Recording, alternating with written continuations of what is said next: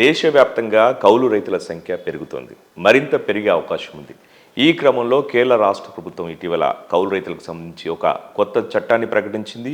ఈ నేపథ్యంలో కౌలు రైతులకు సంబంధించి ఎట్లాంటి సమస్యలు ఉన్నాయి, కౌలు రైతులకు సంబంధించిన సమస్యలు తీరాలంటే ఏం చేయాలన్న అంశాల గురించి ఈరోజు చర్చించడానికి మనతో పాటు భూచట్ట న్యాయ నిపుణులు, రైతు కమిషన్ సభ్యులు సునీల్ కుమార్ గారు ఉన్నారు. సునీల్ కుమార్ గారు నమస్తే.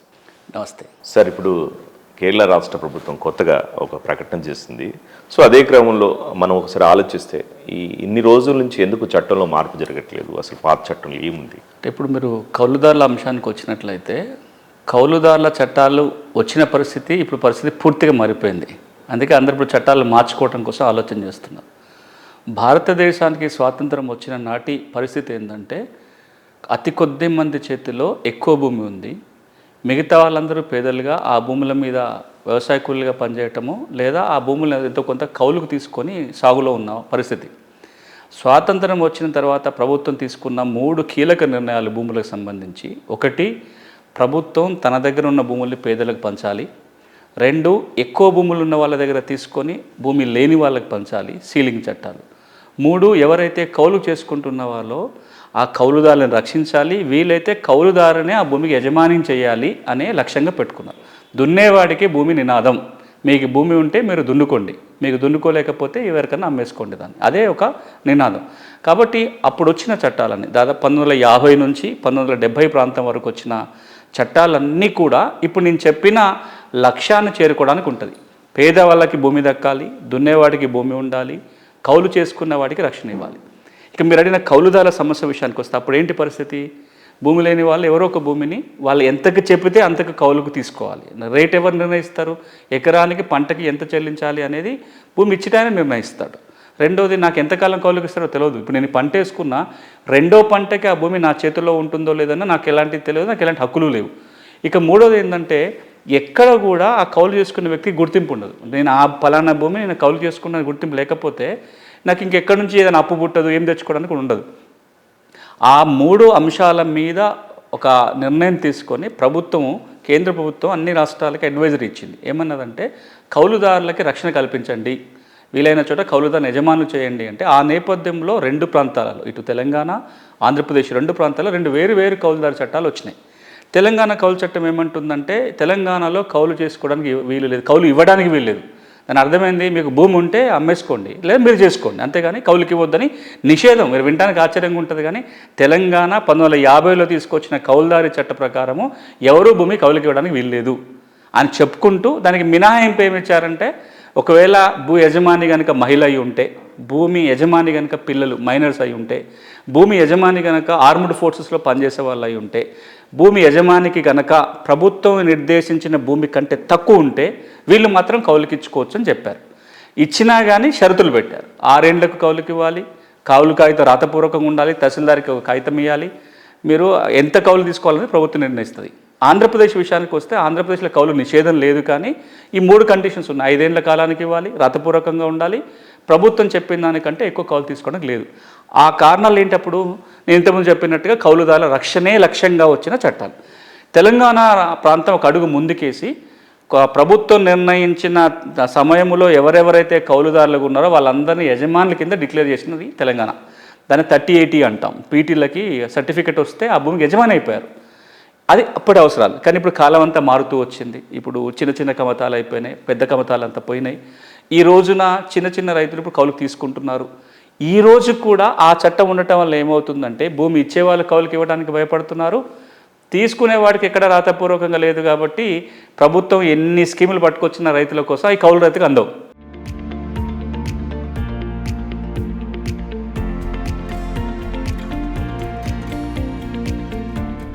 దేశవ్యాప్తంగా కావచ్చు, రాష్ట్ర వ్యాప్తంగా చూస్తే ఇన్ని ప్రభుత్వాలు మారిన కౌలు రైతులను గుర్తించడానికి ఎందుకు ఇంత కష్టం ఏర్పడుతుంది? దాంతోపాటు ఒకవేళ దాన్ని సెటరైట్ చేయాలంటే ఏం చేయాలంటారు? అంటే పరిస్థితి మారింది, లక్ష్యాలు మారలేదు. పరిస్థితి ఏం మారిందంటే ఈ రోజున భూ యజమానులు కౌలుదారు నుంచి కౌలుదాన్ని తరిమేయటమో లేకపోతే కౌలుదాన్ని ఎక్స్‌ప్లాయిట్ చేసే పరిస్థితి ఇప్పుడు ఏం లేదు. కానీ ఆ మారిన పరిస్థితులకు అనుగుణంగా ప్రభుత్వం లక్ష్యాలు మార్చుకొని పాత చట్టం రద్దు చేస్తే కానీ వేరేది సాధ్యం కాదు. పాత చట్టాలు రద్దు చేయటం అనేది పొలిటికల్లీ సెన్సిటివ్ మ్యాటర్గా మారిపోయింది. ఎందుకంటే కౌలుదారుల రక్షణలన్నీ తీసేస్తున్నారని అపవాదు వస్తుందేమో, పాత చట్టం రద్దయితే కనుక పేదల వ్యతిరేక ప్రభుత్వమో, రైతాంగ వ్యతిరేక ప్రభుత్వమో, కౌలుదారుల వ్యతిరేక ప్రభుత్వమో ఇట్లా ముద్రలు పడతాయనో రకరకాల కారణాలతోటి దాన్ని ముట్టుకోవడానికి ఇష్టపడలేదు ఇప్పుడు. కానీ దేశం మొత్తంలో మొట్టమొదటిసారి పాత చట్టాలని కాసేపు అవి రద్దు చేయకుండానే పక్కన పెట్టి కౌలుదారులని గుర్తింపు ప్రక్రియ ఉమ్మడి ఆంధ్రప్రదేశ్లో జరిగింది. 2011లోనే దాని కౌలు కార్డు చట్టం అని బాగా పాపులర్ పేరు, ఎల్ఈసి చట్టం అంటారు, లేదా కౌలు కార్డుల చట్టం. ఆ చట్టం అసలు పేరేమో తెలంగాణ మన ఆంధ్రప్రదేశ్లో చట్టం, ఆంధ్రప్రదేశ్ అధీకృత సాగుదారుల చట్టం అని తెచ్చారు. ఈ చట్టం గురించి చాలాసార్లు మన కార్యక్రమంలో మాట్లాడుకున్నాం. ఆ చట్టం ఏం చేసిందంటే ఏటైటా ఒక 11 నెలలకు పనికొచ్చే విధంగా కౌలుదారులకు గుర్తింపు కార్డు ఇచ్చే ప్రయత్నం జరిగింది. అందులో కూడా మళ్ళీ కౌలు అనే మాట వాడరు, అది లైసెన్స్డ్ కల్టివేటర్, అధీకృత సాగుదారుని ఒక కొత్త మాట సృష్టించి పాత చట్టం అట్లనే ఉంచారు. ఇంకొక ఆంధ్రప్రదేశ్ రాష్ట్రంగా విడిపోయిన తర్వాత అక్కడ కొంతకాలం చట్టం అమలైంది. దాని తర్వాత ఇంతకు మునుపున్న ప్రభుత్వం నీతి ఆయోగాలు చెప్పినట్టు ఒక కొత్త చట్టం తీసుకొచ్చి క్రాప్ కల్టివేషన్ రైట్ యాక్ట్ పేరుతోటి సీసీ కార్డ్స్ ఇచ్చే, క్రాప్ కల్టివేషన్ కార్డ్స్ ఇచ్చే ప్రయత్నం జరిగింది. ఇప్పుడు అది కూడా ఇబ్బంది అవుతుంది. ఆ చట్టం ఉన్నా కానీ రైతులకు ఆదుకోలేకపోతున్నాం కాబట్టి ఇప్పుడు వచ్చిన ఆంధ్రప్రదేశ్ ప్రభుత్వం ఏదైతే ఉందో మళ్ళీ మేము కౌలుదారులను గుర్తిస్తామని హామీ ఇచ్చింది. ఇక్కడ తెలంగాణలో కూడా తెలంగాణ ప్రభుత్వం కూడా కౌలుదారులు మేము గుర్తిస్తాం, వాళ్ళకి బెనిఫిట్లు ఇస్తామని చెప్పారు. ఇప్పుడు 2 చోట్ల ఇప్పుడు చట్టాలని మార్చుకోవటమా లేదా కొత్త విధానం ద్వారా కౌలుదారులను గుర్తించాల్సిన పరిస్థితి, ఆ బాధ్యత ప్రభుత్వాలపైన ఉంది.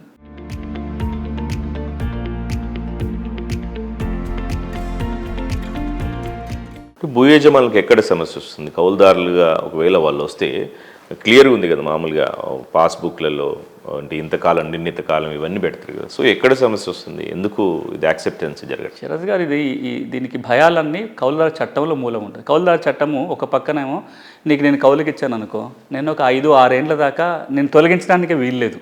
మరి నాకు రేపు ఇంకొకరికన్నా నీతో నాకు టర్మ్స్ బాగాలేవు, లేదా నాకు ఇంకొకరికి రూపాయి ఎక్కువ ఇస్తానంటారు, లేదా నేను భూమిని అమ్ముకోవాలనుకుంటే పరిస్థితి ఏంటి, ఒక భయం.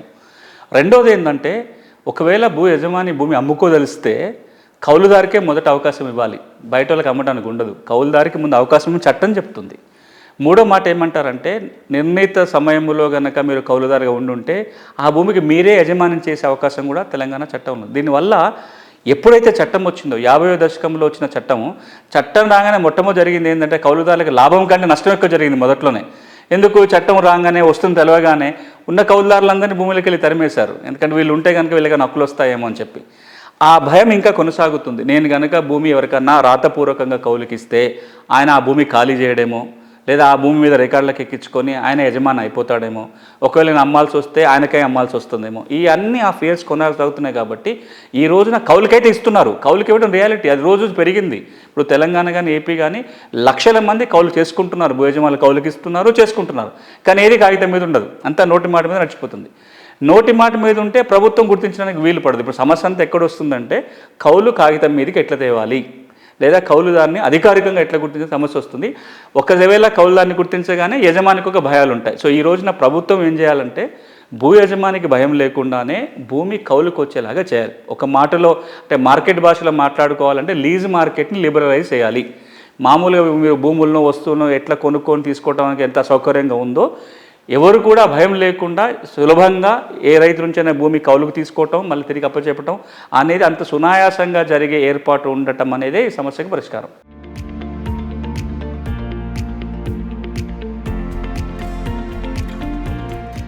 అంటే ఆల్ ఓవర్గా చూస్తే గత 10 సంవత్సరాల అనుభవాలు ఏం చెప్తూ ఉన్నాయంటే ప్రభుత్వాల్లో కానీ ఇవన్నీ ఏం జరుగుతుంది అసలు? శరత్ గారు, ఇప్పుడు 2-3 గట్టి ప్రయత్నాలు జరిగింది ఈ విధానం మారాలని. ఇప్పుడు అసలు సమస్య ఏంటంటే అన్నిటికంటే కావాల్సింది కౌలుదారిని గుర్తింపు ఎట్లా అనేది క్వశ్చన్, అంతే. మిగతా అన్నీ సెకండరీ. ఒకసారి కౌలుదారిని గుర్తిస్తే మిగతా అన్నీ ఆటోమేటిక్ వస్తాయి. కౌలుదారిని గుర్తించాలంటే అసలు కీలక సమస్య ఏంటంటే యజమానికి ఉన్న భయం, నా భూమి నాకు తిరిగి రాదేమో, నా భూమి హక్కులు పోతామని భయం. సో ప్రభుత్వం చేయాల్సింది ఏంటంటే యజమానికి భయం కలగకుండా కౌలుదారిని గుర్తించడం ఎట్లా అనేది చేయాల్సింది. దానికి ఇప్పుడు మన కళ్ళ ముందర ఒక 2-3 ప్రయత్నాలు కనపడతాయి. ఒకటి, మనం ఇంతకుముందు మాట్లాడుకున్న ఉమ్మడి ఆంధ్రప్రదేశ్లో వచ్చిన 2011 చట్టము కౌలుదారుల గుర్తింపు కార్డు ఇచ్చే ప్రక్రియ. అది ఇనిషియల్గా 2012లో 13లో కొంత ఒక 5 లక్షల మందికి 6 లక్షల మందికి కార్డులు వచ్చినాయి. కానీ కౌలుదారుల సంఖ్యతో పోల్చుకుంటే చాలా తక్కువ. ఆంధ్రప్రదేశ్లో 25 లక్షల మంది, తెలంగాణలో ఒక 10 లక్షల మంది కౌలుదారులు ఉంటారని ఒక అంచనా, అధికారిక అంచనా. ఎందుకు ఆ చట్టం ఆశించిన ఫలితాలు రాలేదంటే ఒకటి, పాత చట్టం రద్దుగాలే, భయాలు కొనసాగినాయి. రెండోది, ఆ చట్టాన్ని అమలు చేయటంలో ఎప్పుడైతే రెవెన్యూ యంత్రాంగం గట్టిగా కృషి చేసిందో సాధ్యమైంది, రెవెన్యూ యంత్రాంగం ఎఫర్ట్ లేనప్పుడు అయిపోయింది. తెలంగాణలో చట్టం అమలు నిలిచిపోయింది. ఇక రెండో ప్రయత్నము ఎన్డీఏ ప్రభుత్వం చేసింది కేంద్ర స్థాయిలో. 2016లో నీతి ఆయోగ్ ఒక కమిటీని ఏర్పాటు చేసింది. దేశం మొత్తంలో కౌలుదారుల సమస్యని అధ్యయనం చేసి ఏం చేస్తే బాగుంటుందో సిఫార్సు చేయమని కమిటీ పెడితే డాక్టర్ హక్ అని అప్పుడు సిఎస్సిపి కమిటీ చైర్మన్ ఉండే, ఆయన వ్యవసాయ మద్దతు ధరల కమిషన్ చైర్మన్గా ఉండే, ఆయన అధ్యక్షత కమిటీ వేశారు. అందులో ఆంధ్రప్రదేశ్ నుంచి సిసిఎల్ఏ గారు అందులో మెంబరు, ఆంధ్రప్రదేశ్ సిసిఎల్ అనిల్ చంద్ర పునీత గారు మెంబరు, నేను ఇక్కడ నుంచి స్పెషల్ ఇన్వైట్గా గ్రూప్లో ఉన్నాం. ఒక సంవత్సరం పాటు కసరత్తు తర్వాత ఒక రిపోర్ట్ వచ్చింది. ఒక కొత్త చట్ట ప్రతిపాదన మేము తయారు చేసాం. ఆ చట్టం నేనే రూపొందించిన దాంట్లో ఆ చట్టాన్ని తీసుకెళ్ళి, అంటే ఈ చట్టం కన్నా పాత చట్టం రద్దు చేసుకొని ఇలాంటి చట్టం చేసుకోండి అని ఒక ముసాయిదా చేసి ఈ రిపోర్ట్ని చట్టాన్ని కేంద్ర ప్రభుత్వం అన్ని రాష్ట్రాలకు పంపింది. నేను డాక్టర్ హక్ గారు వ్యక్తిగతంగా దాదాపుగా 10-15 రాష్ట్రాలకు మేమే వెళ్ళి అక్కడ మీటింగ్లు పెట్టి నీతి ఆయోగ్ అభిప్రాయం ఇది, ఇట్లా చట్టం చేసుకుంటే బాగుంటుంది, మీరు ఆలోచన చేయండి అని చెప్పొచ్చాం. ఆంధ్రప్రదేశ్లో నాగార్జున యూనివర్సిటీలో ఒక మీటింగ్ జరిగింది, నేను వెళ్ళి అక్కడ అందరూ హాజరయ్యారు. తెలంగాణకు సంబంధించి నల్సార్ విశ్వవిద్యాలయంలో రెవెన్యూ మంత్రి గారు హాజరయ్యారు, అక్కడ మీటింగ్ పెట్టాను. నేను ఒరిస్సాకి వెళ్ళాను, కర్ణాటకకు వెళ్ళాను, గుజరాత్ వెళ్ళాను, ఉత్తరప్రదేశ్ వెళ్ళాను, మధ్యప్రదేశ్ వెళ్ళాను. ఇన్ని రాష్ట్రాల్లో మీటింగ్ పెట్టాము. అది జరిగిన తర్వాత కొన్ని రాష్ట్రాలు వాళ్ళ చట్టాలను సవరించుకునే ప్రయత్నం చేశాయి. నాకున్న సమాచారం ప్రకారము ఉత్తరప్రదేశ్ కౌలు చట్టంలో మార్పు చేసుకుంది, తర్వాత మధ్యప్రదేశ్ మార్పు చేసుకుంది, ఉత్తరాఖండ్ మార్పు చేసుకుంది, గుజరాత్ మార్పు చేసుకుంది, ఆంధ్రప్రదేశ్ చేసుకుంది. ఆంధ్రప్రదేశ్ ఆ చట్టం పేరు మార్చారు. దాదాపు ఆల్మోస్ట్ 99% అదే చట్టాన్ని ఆంధ్రప్రదేశ్ 5 ఏళ్ళుగా అమలు చేస్తుంది. ఇప్పుడు మీరు ఇంతకుముందు మొదట అడిగిన ప్రశ్న, కేరళ రాష్ట్రం కూడా ఇదే ప్రయత్నాన్ని మొదలుపెట్టింది. ఇవి కాకుండా కూడా అక్కడక్కడ చిన్న చిన్న ప్రయత్నాలు ఉన్నాయి. మనకు ఉమ్మడి రాష్ట్రంలో కూడా ఈ చట్టాలు ఏవి మార్చకుండా కౌలుదారులందరినీ కలిపి కామన్ లయబిలిటీ గ్రూప్కి, ఎస్ఐజి సంఘాలు ఎట్లున్నాయో కౌలు సంఘాలని గ్రూపులుగా ఫామ్ చేసి వాళ్ళ ద్వారా బెనిఫిట్ ఇచ్చే ప్రయత్నం జరిగింది.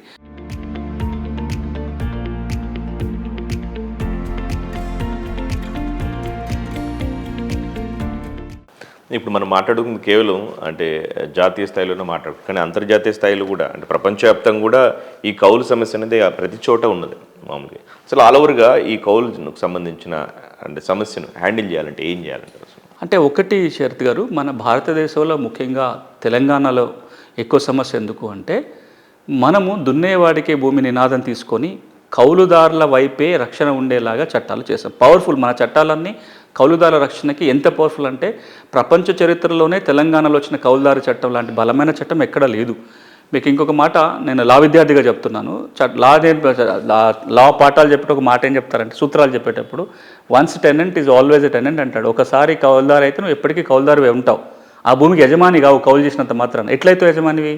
కొనుక్కుంటే అవుతావు, లేదా ఓనర్ నీకు దానంగా ఇస్తానో ఏదో రకంగా నీకు ఆయన వదిలేసుకుంటే నువ్వు యజమాని అవుతావు. కానీ నేను ఈ 5 ఏళ్ళు చేసిన కౌలు చేసిన కాబట్టి, 10 ఏళ్ళు చేసిన కాబట్టి, 20 ఏళ్ళు చేసిన కాబట్టి ఆ భూమికి నేను ఓనర్ అని చెప్పడానికి ఏ చట్టం ఒప్పుకోదు.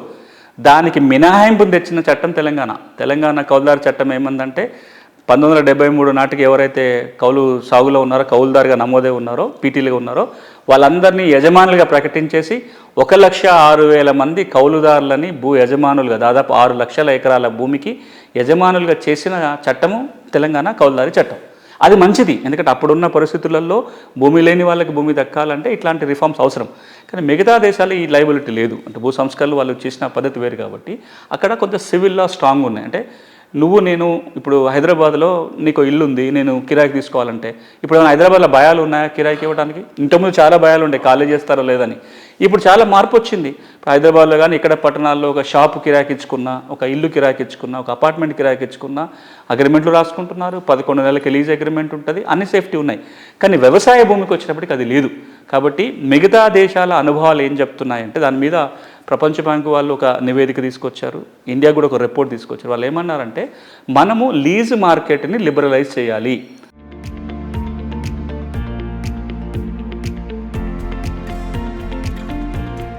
గత ప్రభుత్వాన్ని గురించి ఆలోచిస్తే, అంటే ఏకంగా అసెంబ్లీలోనే అంటే దానికి సంబంధించి కౌలుకు సంబంధించిన అమలు చేయమని చెప్పేసారు. సో అంత పరిస్థితి ఎందుకు వచ్చింది? ఎక్కడ దానికి కారణం ఏంటి అంత బలం? అంటే ఇప్పుడు ఈ కౌలుదారి సమస్యని పరిష్కరించాలంటే చాలా చిక్కులు ఉన్నాయి.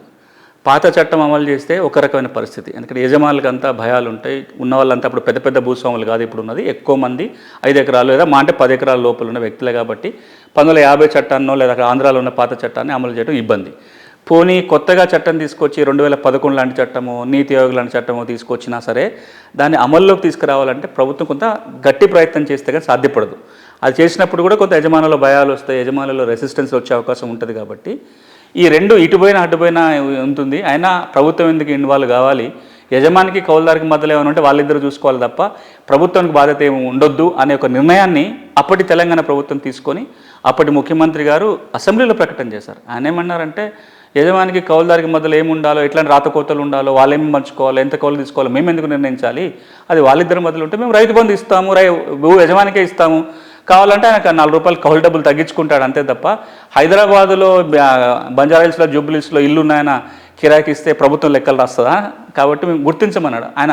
వారు చెప్పింది ఏంటంటే మా పార్టీ విధానము మా ప్రభుత్వ విధానము కౌలుదారులు గుర్తించమని చెప్పారు. ఇప్పుడు మనకు ముందట 3 ఆల్టర్నేటివ్స్ కనబడుతున్నాయి. ఒకటి, పాత కౌలుదారు చట్టాన్ని యథాతథంగా అమలు చేయటం, లేదా నీతి ఆయోగ్ చెప్తున్నట్టుగా పాత చట్టాలు రద్దు చేసుకొని యజమానికి కౌలుదారికి సమాన హక్కులు ఉండేటట్టుగా భూమి హక్కులకు భద్రత ఇస్తూ కౌలుకు భూమి వచ్చే విధంగా ఒక ప్రయత్నం చేసి దాన్ని అమలు చేయటం. మూడో మార్గం ఏం కనిపిస్తుందంటే దాన్ని ముట్టుకోకుండా మొత్తం వదిలేయటం. కానీ ఇప్పుడు కౌలు సమస్యని మనం ఏమీ చేయకుండా వదిలేస్తామనే పరిస్థితి లేదు. ఎందుకు లేదు అంటే రోజు రోజుకు కౌలుదారుల సంఖ్య పెరుగుతుంది. మీరు కనుక కౌలుదారులకు సాయం చేయకపోతే పంట ఉత్పత్తి మీద ఎఫెక్ట్ అవుతుంది. ఈ రోజున రైతు ఆత్మహత్యల విషయం చేసుకుంటే ఎక్కువ మంది ఆత్మహత్యలు చేసుకునే వాళ్ళు కౌలు రైతులు ఉంటున్నారు. ఎందుకంటే వాళ్ళకి డబుల్ భారం. ఇప్పుడు మామూలు రైతుకైతేనేమో ప్రకృతి వైపరీత్యాలు, విత్తనాల ఫెయిల్యూరో ఇవేవో కనబడతాయి. కౌలు రైతుకు దానికి అదనంగా కౌలు కట్టాల్సిన భారం కూడా కౌలు రైతు మీద పడుతుంది. కాబట్టి ఎక్కువ ఆత్మహత్యలు కౌలుదారులు జరుగుతున్న ఈ నేపథ్యంలో ఈ సమస్యని వాళ్ళిద్దరే చూసుకుంటారులే అని వదిలేసే పరిస్థితి లేదు. కాబట్టి ఇప్పటికైనా ప్రభుత్వం దీన్ని ఆలోచన చేస్తూ ఏదో ఒక మార్గాన్ని అన్వేషించే ప్రయత్నం జరగాలి.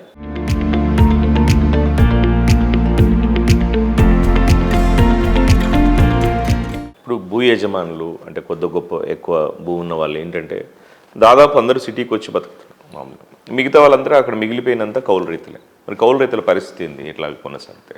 అందుకే ఇప్పుడు మనం రాబోయే రోజులలో సాయం చేస్తున్నాం ఏదైతే వ్యవసాయానికి, సాగు చేసుకునే సహాయం ఏదైతే అందిస్తున్నామో ఎవరికి పోవాలనేది ప్రశ్న. ఈ రోజున ప్రభుత్వం అందిస్తున్న ప్రతి స్కీము కూడా, రైతుల కోసం అందించిన స్కీము కూడా భూమి కాగితంతో ముడిపడి ఉంది. మనం ప్రతి పంటకి డబ్బులు వేసేది కావచ్చు, లేదా మార్కెట్లో పోయి అమ్ముకున్నప్పుడు కూడా ఇప్పుడు కాటన్ కార్పొరేషన్ వాళ్ళు కొంటున్నారు పత్తి. నిన్నేమడుగుతున్నారు, నీ దగ్గర పాస్బుక్ ఉందా అని అడుగుతున్నారు. పాస్బుక్ లేకపోతే కొనడానికి లేదు. ఇప్పుడు తెలంగాణలో పెద్ద సమస్య అయితే ఇన్వాల్వ్ అయిపోయి అగ్రికల్చర్ డిపార్ట్మెంట్ ఏం చెప్పారు, మేము ఒక సర్టిఫికేషన్ ఇస్తాం పలానా సాగు చేసుకున్నాని, ఓనర్ ఫోన్ నెంబర్ ఉంటుంది, ఆయనకు ఓటీపీ పోతుంది, ఆయన ఓటీపీ చెప్పిన తర్వాత ఈ పంట కొనుక్కోండి అని. అంటే ఏం అర్థమవుతుంది ఇంట్లో, సాగు రంగానికి సంబంధించిన ప్రభుత్వ పథకాలన్నీ కూడా కాగితంతో ముడిపడి ఉన్నాయి. అది కూడా భూమి కాగితంతో ముడిపడి ఉన్నాయి. కానీ రాబోయే రోజులలో భూమి కాగితం ఉండి వాళ్ళే వ్యవసాయం చేసుకున్న వాళ్ళ సంఖ్య తగ్గుతూ వచ్చిన నేపథ్యంలో ఇంకా తగ్గుతుంది. అట్లాంటప్పుడు కౌలుదారులకి మనం ఇన్సెంటివైజ్ ఎట్లా చేస్తామనేది చాలా ఇంపార్టెంట్ ప్రశ్న. ఇప్పుడు దానికి నా దృష్టిలో ఏంటంటే కౌలుకిస్తే భూమి పోతుందేమో, రికార్డులు పోతాయేమో అనే భయాలు ఎప్పుడైతే పోతాయో వాళ్ళు కాగితాలు రాసుకుంటారు. ఇప్పుడు కేరళ ఉంది, మీకు ఉదాహరణ, మీరు కేరళ ఎగ్జాంపుల్ చెప్పారు కాబట్టి, కేరళలో మహిళా సంఘాల వాళ్ళు ఒక ప్రత్యేకమైన పథకం అమలు చేస్తున్నారు. అక్కడ కేరళ రాష్ట్రంలో పండ్ల తోటలు, కూరగాయల సాగు మహిళలు ప్రభుత్వ ప్రోత్సాహంతో భూ యజమానుల దగ్గర కౌలుకు తీసుకొని ఈ కూరగాయలు పండిస్తున్నారు. నేను అలా కాగితాలు చూసాం, అలా అగ్రిమెంట్లు 200 రూపాయల బాండ్ పేపర్ మీద 5 ఏళ్ళకో 3 ఏళ్ళకో 6 ఏళ్ళకో అగ్రిమెంట్ రాసుకుంటున్నారు. ఏటేటా ఎంత కౌలుకి ఎలా రాసుకుంటారు, ఆ అమౌంట్ వాళ్ళకి వెళ్తుంది. భూమికి డ్యామేజ్ చేయొద్దు, మళ్ళీ భూ యజమానికి కావాలన్నప్పుడు భూమిని తిరిగి అప్పగించాలి, ఇవన్నీ అలా నిబంధనలు ఉన్నాయి. ఒక అగ్రిమెంట్ రాసుకుంటున్నారు, సాఫీగా సాగిపోతుంది. విచిత్రం ఏంటంటే ఈ అగ్రిమెంట్కి కౌలు చట్టానికి పొంతం లేదు. అసలు కౌలు చట్టం ఇట్లా చేస్తే కుదరదు. కాబట్టి ఇప్పుడు కేరళ ఏం చేస్తుంది, ఆల్రెడీ వాస్తవం పరిస్థితులు మారిపోయినాయి. కాబట్టి మహిళా సంఘాల వాళ్ళు ఏదైతే పనిచేస్తున్నారో దానికి చట్టబద్ధత కల్పించడం కోసం చట్టాన్ని మార్చే ప్రయత్నం. మనకు తెలంగాణ, ఆంధ్రప్రదేశ్ ఉమ్మడి రాష్ట్రంలో కూడా మహిళా సంఘాలు, అంతకుముందు వెలుగు పథకం అనేది, తర్వాత ఐకేపీ మహిళా సంఘాలు ఏవైతే ఉన్నాయో ప్రతి జిల్లాలో ఎంపిక చేసిన కొంతమంది మహిళా సంఘ సభ్యులతోటి ఆర్గానిక్ వ్యవసాయం చేయించారు. అప్పట్లోనే ఉమ్మడి రాష్ట్రంలో ఉన్నప్పుడే వాళ్ళకి భూమి ఎక్కడి నుంచి వచ్చింది, కౌలుకు తీసుకున్నారు. కాగితం మీద తెల్ల కాగితాల మీద కౌలుకు తీసుకున్నారు. కానీ వాళ్ళకి ఇబ్బంది ఎక్కడ వచ్చింది, దీనికి గుర్తింపు రావటం.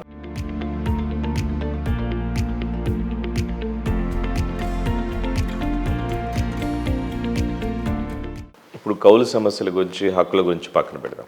ఒకవేళ కౌలు తీసుకొని చేసే పరిస్థితి లేకపోతే భూమి అట్లే ఉండిపోద్ది, మామూలుగా బీడు ఉండే అవకాశం ఉంది.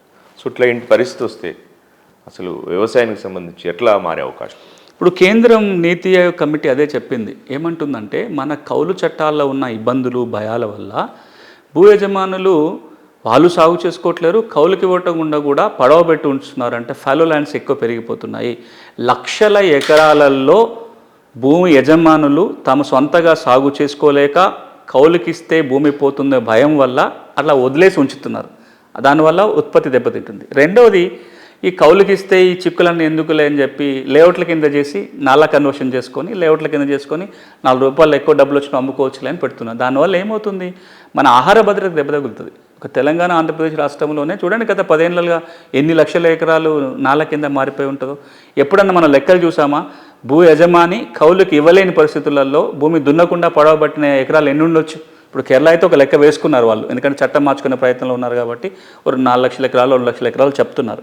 సో ఈ సమస్యకి అందుకే నీతి ఆయోగ్ కూడా స్పష్టంగా వాళ్ళ రిపోర్ట్లో ఏం రాస్తారంటే, మనం కనుక ఇప్పటికైనా లీజ్ చట్టాలని లిబరలైజ్ చేయకపోతే భూ యజమాని కౌలు చేసుకునే వాళ్ళు స్వేచ్ఛగా కౌలుకు తీసుకునే పరిస్థితి కనుక మనం ఏర్పాటు చేయకపోతే 3-4 నష్టాలు జరుగుతాయి. ఒకటి, మీరు అన్నట్టుగా ఫాలో ల్యాండ్ పెరిగిపోతుంది, సాగు చేయకుండా పడవబడే భూములు పెరుగుతాయి. రెండోది, వాళ్ళ కొంత జీవనం మెరుగ్గా ఉండడం కోసం నాన్ ఫామ్ ఎంప్లాయ్మెంట్ కోసం, అంటే పట్టణాలకు ఇంకో జాబ్లకు రావాలనుకున్న వాళ్ళకు కూడా అదొక భారంగా ఉంటుంది. అక్కడే భూమి ఉంటుంది, కౌలుకి ఇవ్వలేని పరిస్థితి, వాళ్ళు సొంతంగా చేయలేని పరిస్థితి. అదే కనుక సులభంగా కౌలుకి ఇచ్చినట్టు ఉంటే అది వేరే వాళ్ళు ఇచ్చుకుంటారు, వాళ్ళు హైదరాబాద్కో ఇంకెక్కడో విజయవాడ విశాఖపట్నం పోయి పట్టణాలలో వేరే పని చేసుకుంటారు.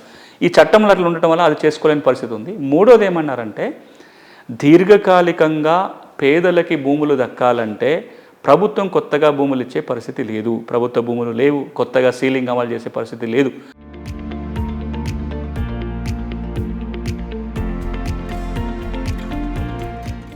సార్, ఇప్పుడు కోనేరు రంగారావు కమిటీకి సంబంధించి అసలు ఏం చర్చ జరిగింది, దానికి సంబంధించి ఒకసారి. ఈ ఉమ్మడి ఆంధ్రప్రదేశ్లో ఉన్నప్పుడు భూ సమస్యల పరిష్కారానికి సలహాలు సూచనలు ఇవ్వడానికి అప్పటి ఉమ్మడి ప్రభుత్వం కమిటీ వేసింది. ఆయన మాజీ మంత్రి, ఆయన ఆధ్వర్యంలో కమిటీ. అందులో చాలా అంశాలు చర్చకు వచ్చింది. అందులో కౌలు సమస్య కూడా వచ్చింది. తెలంగాణ ప్రాంతంలో కొన్ని ప్రత్యేకమైన కౌలు సమస్యలు ఉన్నాయి, ఆంధ్ర ప్రాంతంలో ఉన్నాయి. ఆంధ్ర ప్రాంతాల కౌలు సమస్యల మీద అధ్యయనం కూడా చేపించింది కమిటీ.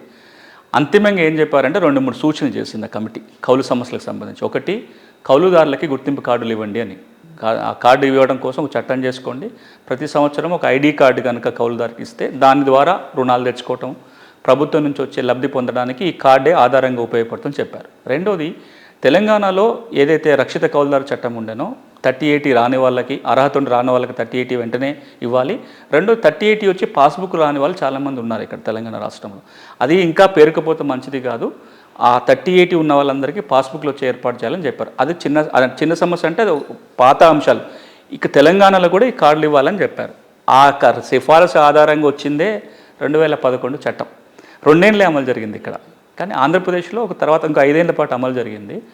ఆ చట్టంలో ఏదైతే చెప్పారో కేంద్రం వేసిన కమిటీ కూడా దీన్ని పరిశీలించి చూసింది. కేంద్రం ఎక్స్పర్ట్ కమిటీ ఉన్నప్పుడు కూడా వాళ్ళు కూడా ఏమన్నారంటే, ఈ ఎక్స్పెరిమెంట్ కొంచెం బెటర్గా ఉంది. ఎందుకంటే ఇప్పుడు మన దేశం ముందట 2 ఆల్టర్నేటివ్స్ ఉన్నాయి చట్టంలో ఈ గుర్తింపు ఇవ్వడానికి. ఒకటి, మన ఎల్ఈసి చట్టం 2011 చట్టం. ఇదేం చెప్తుంది, ప్రతి సంవత్సరం కౌలుదారు దరఖాస్తు పెట్టుకుంటాడు, గ్రామంలో రెవెన్యూ వాళ్ళు ఎంక్వైరీ చేస్తారు, గ్రామ సభలో అప్రూవల్ తీసుకుంటారు, యజమాని వచ్చి అభ్యంతరం చెబితే తప్ప కార్డు ఇవ్వచ్చు. ఎక్కడ యజమాని సంతకం పెట్టాల్సిన పని లేదు, యజమాని పాస్బుక్ తీసుకొచ్చి ఇవ్వాల్సిన పని లేదు. ఇక్కడ యజమానికి ఆ ఇబ్బంది లేదు కాబట్టి కార్డు ఇవ్వటం కొంత సులభం అవుతుంది. రెండో పద్ధతి ఏంటంటే, ఇప్పుడు ఆంధ్రప్రదేశ్లో కొనసాగుతున్న పద్ధతి. అక్కడ యజమాని కౌలుదారుడు ఒక సింగిల్ ఫార్మాట్ ఉంటుంది, ఒక పేజ్ ఫార్మాట్ ఉంటుంది. అది గవర్నమెంట్ తయారు చేసిన ఒక ఫామ్ ఉంటుంది. అది నింపి అందులో యజమాని వివరాలు నింపాలి, కౌలుదారు వివరాలు నింపాలి, భూమి వివరాలు నింపాలి, యజమాని కౌలుదారు ఇద్దరు సంతకం పెట్టాలి. పెడితే ఆ కాగితం మీద కనుక గ్రామ స్థాయిలో ఉన్న ప్రభుత్వ అధికారి సంతకం పెడితే అదే గుర్తింపు కార్డు కింద వస్తుంది.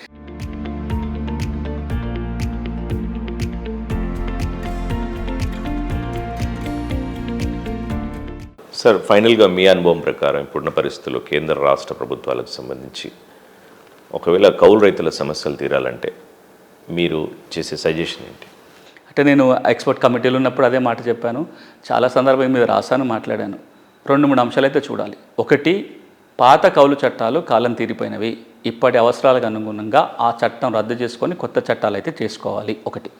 2, ఇప్పటిలాగానే అంటే భూ యజమానులు ఏవైతే భయాలు ఉన్నాయో భూములు పోతాయనేది, ఆ భయాలు పోవాలంటే చట్టంలో నియమాలు ఉండాలి. భూమి హక్కులకి ఉల్లంఘన జరిగితే, భంగం కలిగితే ప్రభుత్వమే జోక్యం చేసుకొని తిరిగి ఇచ్చేలాగా చట్టంలో ఏర్పాటు చేసుకోవాలి. ఇక మూడోది ఏంటంటే, ఈ వచ్చే లోపల కౌలుదారులని గుర్తించటం అనేది పూర్తిగా యజమానికి కౌలుదారికి వదిలేయడం కాకుండా ప్రభుత్వం తీసుకురావాల్సిన సంస్కరణలు ఉన్నాయి, చట్టాల మార్పు కానీ కొంత అమలు చేయటం కానీ. కొంత ప్రభుత్వం కొంతకాలమైన ఇంటర్వ్యూని అయితే తర్వాత మార్కెట్కి వదిలేయచ్చు. ఈరోజున భూమి అమ్మకాలు కొనుగోలు ప్రభుత్వం నిర్ణయిస్తుందా? ఎంత రేటుకి అమ్మాలి, ఎంత రేటు కొనుక్కోవాలి, ఇద్దరు 2 పార్టీలు నిర్ణయించుకుంటాయి. ఒక సేల్ లీడ్ రాసుకుంటారు, రిజిస్ట్రేషన్ ఆఫీస్ పోతారు, రిజిస్ట్రేషన్ చేసుకుంటారు. రేపు 4 రోజులు పోయిన తర్వాత ఒకసారి ఇవంతా స్ట్రీమ్ లైన్ అయిన తర్వాత భూమి కౌలుకిచ్చిటైనా తీసుకుంటాను, ఇద్దరు కూర్చుంటారు, ఒక అగ్రిమెంట్ రాసుకుంటారు, దానికి పద్ధతి ఏం పాటించాలో పాటిస్తారు. తిరిగి కావాలన్న భూమి వస్తుంది, ఆ ఉన్న కాగితాన్ని వాడుకొని కౌలు చేసుకున్నంతసేపు పంటకేం కావాలో అని వాడుకుంటాడు. ఆ స్థాయికి రావాలంటే కనుక కొద్ది కాలమైనా ప్రభుత్వాలు జోక్యం చేసుకోవటం అవసరం ఉంటుంది. Thank you so much sir. అంటే ఇప్పుడు ఒకవేళ కౌలుదారులు లేకపోతే, కౌలు చేయకుండా ఆగిపోతే ఎట్లాంటి వ్యవసాయ సంక్షోభం వస్తుందో మనం చూసాం. అట్లాగే ఈ కౌలు రైతుల సమస్యలు తీరాలని కోరుకుందాం. ఇది ఇవాల్టి నెలతరి కార్యక్రమం. నమస్తే.